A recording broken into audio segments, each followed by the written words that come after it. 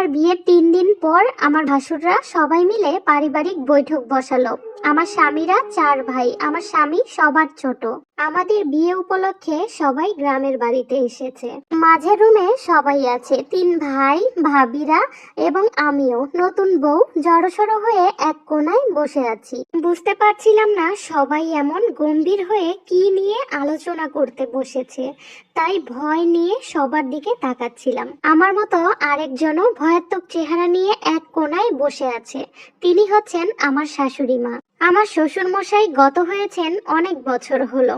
সেজ ভাবি অনেকক্ষণ যাবৎ সেজ ভাইয়ের পেছনে খোঁচাখুচি করছিল কথা শুরু করার জন্য।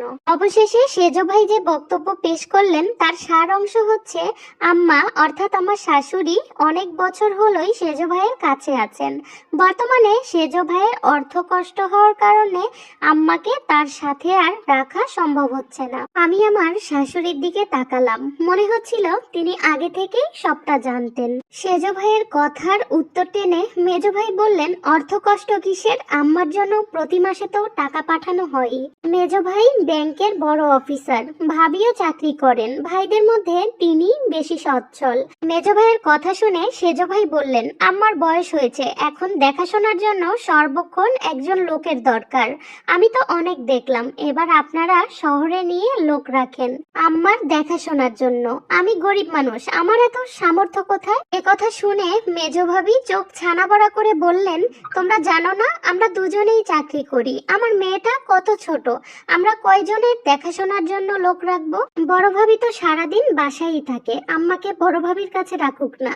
ধনুকের তীর ঘুরে হঠাৎ যে বড় ভাবির কাছে যাবে সেটা হয়তো বা ভাবি বুঝতেই পারেনি। কিছুটা অপ্রস্তুত হয়েই বললেন, ফ্রি ফ্রি কি জিনিস? তোমাদের মতো 2-4টা কাজের লোক রাখতে পারলে তবেই বলতে বড় ভাবি ফ্রি থাকে সারাদিন।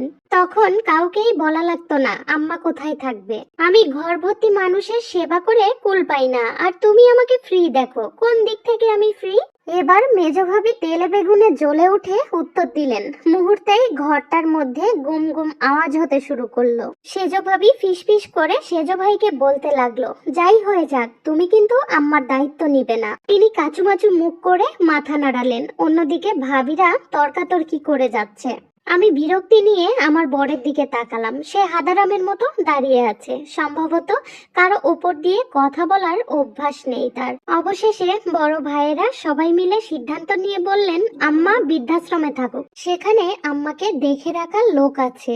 আমি আবার তাকালাম আমার বরের দিকে, সে এখনো নিশ্চুপ। তাই ভাবলাম যা বলার আমাকেই বলতে হবে। নতুন বউ, তাই কথা বলতে ভয় পাচ্ছিলাম। ভয়ে ভয়ে একটু গলা পরিষ্কার করে ভাইজান বলে ডাক দিলাম। সঙ্গে সঙ্গে 7 জোড়া চোখ তাকালো আমার দিকে। আমার বর ভয়ে উদ্বিগ্ন হয়ে তাকিয়েছিল আমার দিকে। আমি আবার কি না কি বলে ফেলি।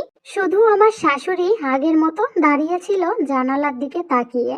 আমি ভয়ে ভয়ে বলতে লাগলাম, আপনারা কেউ যদি কিছু মনে না করেন, মানে আপনারা যদি অনুমতি দেন, তাহলে আম্মা আমাদের সাথেই থাকুক। বলেই আর চোখে আমার স্বামীর দিকে তাকালাম।